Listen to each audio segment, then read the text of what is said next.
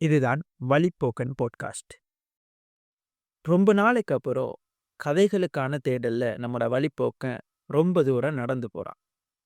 அப்படி ரொம்ப தூரம் நடந்து போனவன், நடந்து போன களைப்புல ஒரு வயலுக்கு பக்கத்துல இருந்த மரத்தடியில ஓய்வெடுத்துக்கிறான்.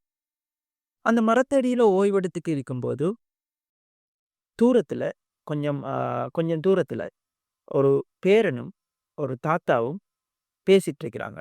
அதுக்கு இவன் காத குடுக்குறான்.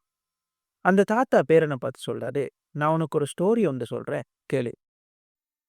அது என்ன கதைன்னா, எனக்குள்ள ஒவ்வொரு பேருக்குள்ளேயும், எல்லாருக்குள்ளேயும் ஒரு 2 வுல்ஃப் அதாவது ஓநாய் வாழ்ந்துகிட்டு இருக்கு. அந்த 2 வுல்ஃபும் என்ன அப்படின்னு பார்த்தீங்கன்னு சொன்னா, 1வது வுல்ஃப் அது ரொம்பவே கோவப்படும். அது பிரச்சனைகள் வந்தா ஒதுங்கி ஓடிடும். அது மத்தவங்களுக்கு மேல பொறாமைப்படும். தனக்கு பேராசைப்படும். மத்தவங்கள எடுத்தெறிஞ்சு நடந்து கொள்ளும். இப்படியான ஒரு வுல்ஃப். அப்போ உடனே அந்த பேரன் கேட்குறான், "தாத்தா, அப்ப மத்த வுல்ஃப் என்ன?" அப்படின்ட்டு. அதுக்கு தாத்தா சொல்லையோ, "எனக்குள்ள இருக்கிற மத்த வுல்ஃப் என்னன்னு சொன்னா, அது வந்துட்டு ரொம்ப நல்லது. அது எல்லாருக்குமே உதவி செய்யும். எல்லாரையுமே ஒழுங்கா ட்ரீட் பண்ணும்.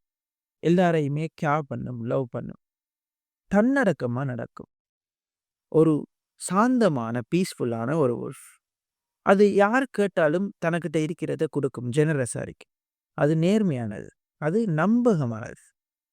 அப்ப இந்த 2 வுல்ஃபும் எல்லா மனுஷருக்குள்ளயும் இருக்கி. அது தனக்குத்தனமே சண்டை பிடிச்சுக்கிட்டு இருக்கி. ஒரு சந்தர்ப்பம் வரும்போது, இதுல யார் எந்த வுல்ஃப் வின் பண்ணுதோ, அந்த வுல்ஃப் தான் வெளிய வரும். அப்ப அந்த பேரன் உடனே கேட்கிறான், "சரி அப்படின்டா எந்த வுல்ஃப் வின் பண்ணும்?" அப்படின்னு கேட்கிறான். அதுக்கு அந்த தாத்தா பதில் சொல்றாரு சிரிச்சுக்கிட்டு, "எந்த வுல்ஃப நீ உரமா ஃபீட் பண்றியோ, அந்த வுல்ஃப் தான்." இந்த கதையில வழிப்போக்கன் அப்படியே மெய்மறந்து போயிறான். அவன் உணர்ந்து கொண்ட விஷயம் என்ன அப்படின்னு பார்த்தீங்கன்னு சொன்னா, நம்ம எந்த குணாதிசயங்களுக்கு கூடுதலா முக்கியத்துவம் குடுக்கமோ, அந்த குணாதிசயம் தான், அந்த வுல்ஃப் தான் எல்லா இடங்கள்லயும் நம்மளால பிரதிபலிக்க பண்ணும். நம்ம நல்லத யோசிச்சு, நல்ல போல நடந்து, நல்லத பிலீவ் பண்ணி நடந்தோம்னு சொன்னா, அந்த நல்ல வுல்ஃப் வெளிய வரும்.